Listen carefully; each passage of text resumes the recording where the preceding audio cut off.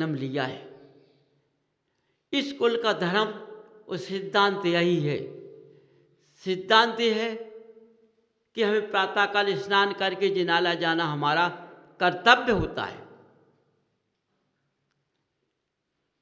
कर्तव्य के बाद क्रिया आती है।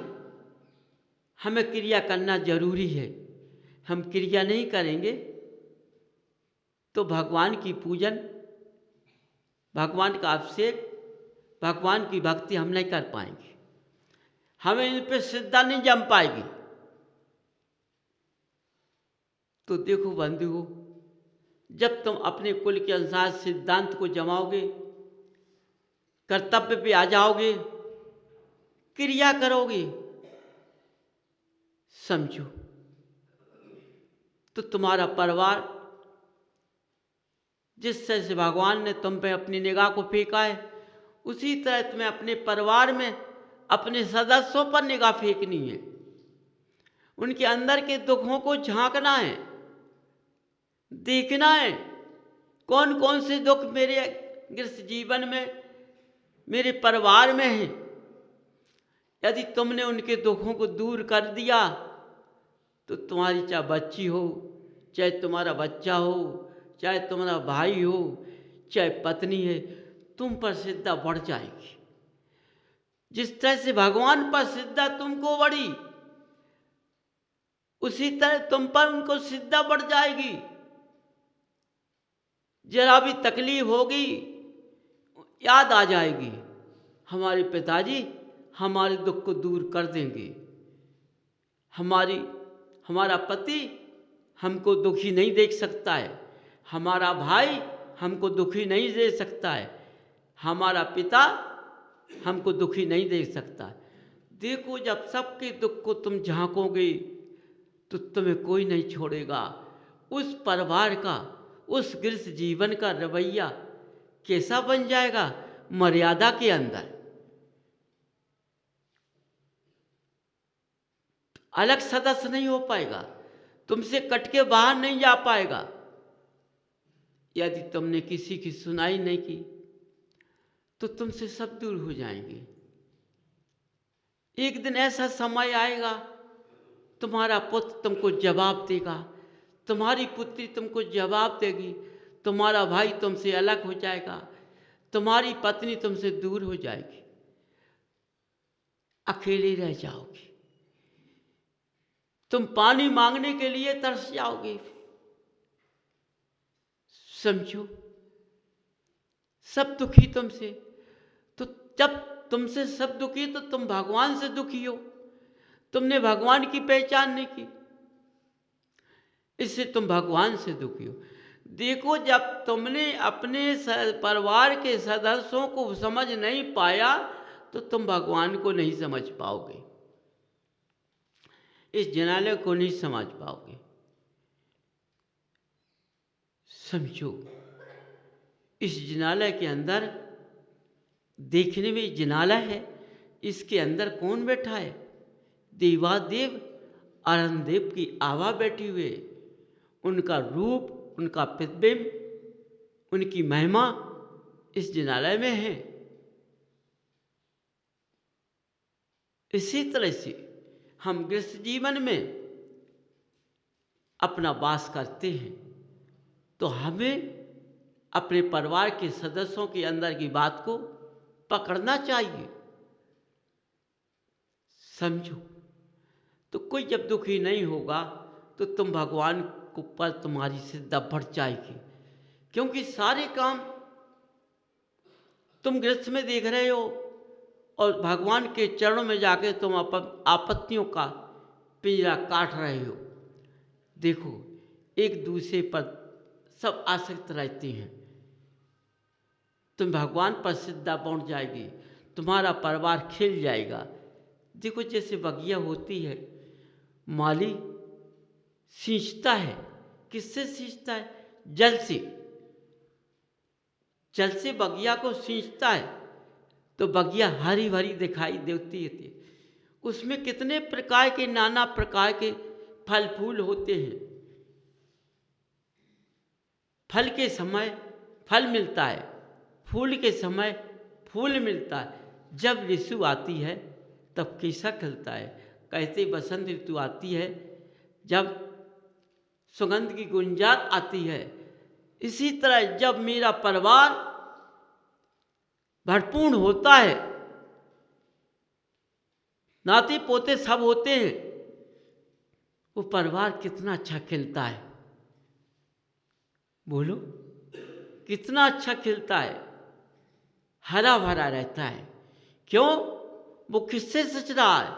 जिस तरह से बगिया का माली पानी से सींचता है और गृहस्थ का मुख्य राजा अपने परिवार को धर्म के प्रभाव से सबको सींच रहा है, सबको देख रहा है, उससे कोई दुखी नहीं है। तो हम भी कभी भगवान के चरणों में दुखी नहीं हो सकते हैं, क्योंकि मेरे भगवान मेरे पुद्गल के अंदर मेरे कमल रूपी आसन पर इनके गुण विराजमान होंगे, इनका प्रतिबिंब हमारे अंदर समाया जाएगा तो हमारा पूरा परिवार पर चला जाएगा, हम सबको देखेंगे। सोचो,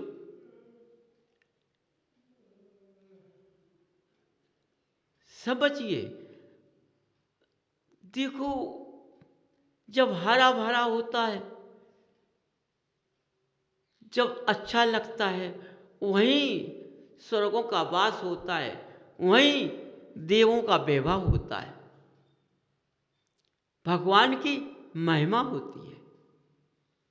समझो। और जहाँ दिन भर पहचान नहीं होती है, जिसको घर की पहचान नहीं, उसको धर्म की पहचान नहीं, उसके घर में देखना एक दूसरे का रूठापन बना रहता होगा। ना बच्चे से बनती होगी, ना बच्ची से बनती होगी, ना पति से बनती होगी, ना पत्नी से बनती होगी, किसी से नहीं बनती। एक दूसरे के विमुख सब रहेंगे और जिनालय जाते हैं। जिनालय किस जाते हैं? कि बस दिखावा करने के लिए। वो भगवान को नहीं जानते हैं, भगवान के गुणों को नहीं जानते हैं।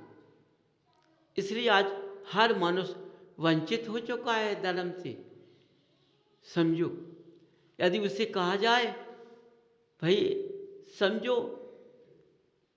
तुम्हारे मुख्य त्योहार होते हैं, अष्टमी होती है, चतुर्दशी होती है, समझो व्रत भी होते हैं। यदि हम अपने इनके रास्ते पर हम चलेंगे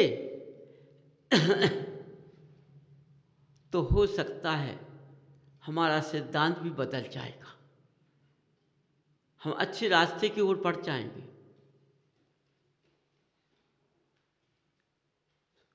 हमारी भाव इतने अच्छे रहेंगे कि हम अपने जिस कुल में पैदा हुए उस मार्ग को नहीं छोड़ पाएंगे।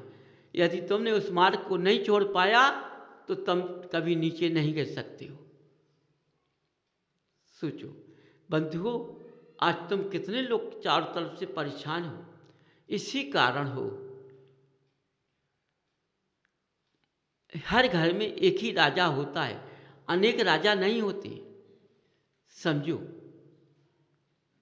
यदि राजा ने राजपद को नहीं संभाल पाया तो प्रजा का क्या होगा? उसका राज चला जाएगा, दूसरा राजा छीन ला जाएगा। इसी तरह गृहस्थ का जीवन में यदि वो राजा नहीं है, हर एक राजा है, तो घर बिखर जाएगा, अलग अलग हो जाएगा, सब की बुद्धियां अलग अलग चली जाएंगी। तो क्या है? उस घर में धर्म का वास नहीं है, इसलिए ऐसा हो गया है। समझो, इसलिए बंधुओं, हर बात का विवेक लगाना है। जब विवेक लगाओगे तभी तुम्हारा मार्ग सफल हो पाएगा, अन्यथा नहीं हो पाएगा। समझो, तुम सोचो, हम रस्सियां करते रहें, व्रत करते रहें, लेकिन अपने परिवार में किसी का दुख नहीं देख पाएंगे, किसी के दुख को हम समझ नहीं पाएंगे, तो हमें व्रत करने से लाभ क्या है? हमें दर्शन करने से भगवान का लाभ क्या है? मैंने भगवान को नहीं पहचान पाया। हमने व्रत किया, उस व्रत का लाभ नहीं पहचान पाया। इस व्रत से होता क्या है? मैंने देखा देखी कर लिया है, लेकिन उसका मुख्य रहस्य मालूम नहीं है हमें। दूसरा कर रहा सो मैंने कर लिया, समझो। देखो, धर्म मार्ग कहते हैं किसी जीव की हमसे हिंसा ना होना चाहिए। पैसे बचाते हो तो पैसे तो बचा लेते हो, लेकिन हाथ से नहीं बचा पाते हो और वाणी से नहीं बचा पाते हो। वाणी से हिंसा की वाणी बोल जाते हो, हाथ गलत चला जाता है। बंधुओं, देखो, तुमने कुछ पकड़ नहीं पाया, अपना विवेक नहीं लगा पाया। यदि हम, ये वाणी कहाँ लगती है सबसे ज़्यादा? गृहस्थ जीवन के अंदर। हम अपने बच्चों से या अपनी पत्नी से कैसे बोल जाते हैं, अपने भाई से कैसे बोल जाते हैं, वो बात अंदर लग जाती है। सोचो, कुछ मर्यादा के कारण अपना अंदर रख लेते हैं। जब धीरे धीरे मर्यादा लग जाती है तो मर्यादा चली जाती है। समझो, जैसे खेत होता है, जमीन होती है, मकान होता है।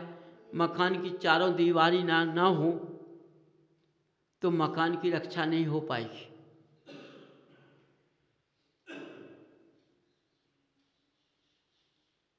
खेत की मेड़ की बंदी नहीं होगी तो खेत कट जाएगा।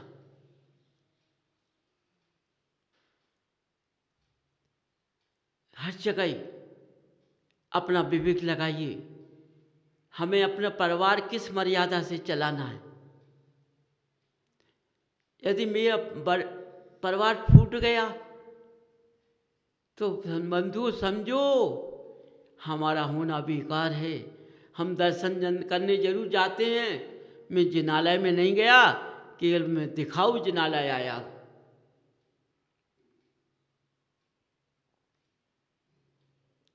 इसलिए बंधुओं, देखो, अपने परिवार को लेकर कैसे चलना है। जिस कुल में तुमने जन्म लिया उस कुल को कैसा देखकर चलना है, उस कुल का महत्व क्या है उसको देखकर चलो, तभी कुल का महत्व मिल पाएगा। ये जिनालय बने हैं, किस लिए बने हैं? जब इन जिनालयों में जाओगे, जब इनकी रूपरेखा देखोगे, इनके गुणों को तुम समझोगे, तुम अपने अंदर विराजमान करोगे, तब इस जिनालय का महत्व तुम्हें पता पड़ पाएगा, नहीं तो पता नहीं पड़ेगा। इसलिए बंधुओं, हर बात को समझो तुम। मेरा जीवन कितना सा है, सोचो। ये मनुष्य आयु से सब कुछ होता है। मनुष्य ही भगवान बनता है, मनुष्य ही इंद्र बनता है और मनुष्य ही नारकी बनता है। देखो, एक चौराहा है जी, समझो, इसके सारे रास्ते हैं। जिस रास्ते को तुम पकड़ लो, क्योंकि तुम चौराहे पर खड़े हो, ये तुम्हारा पुद्गल चौराहा है। इसको जहाँ लगा दो, मिथ्यात्व पे लगा दो, कुदेव पे लगा दो, असंयम पे लगा दो, छल कपट पे लगा दो, वैसे ही मार्ग तुम्हें मिल जाएगा। भोग पे लगा दो, वैसे बीमार हो जाएगा। और यदि तुमने योग पे लगा दिया साधना पे लगा दिया, सत्यता पे लगा दिया, मर्यादा पे लगा दिया,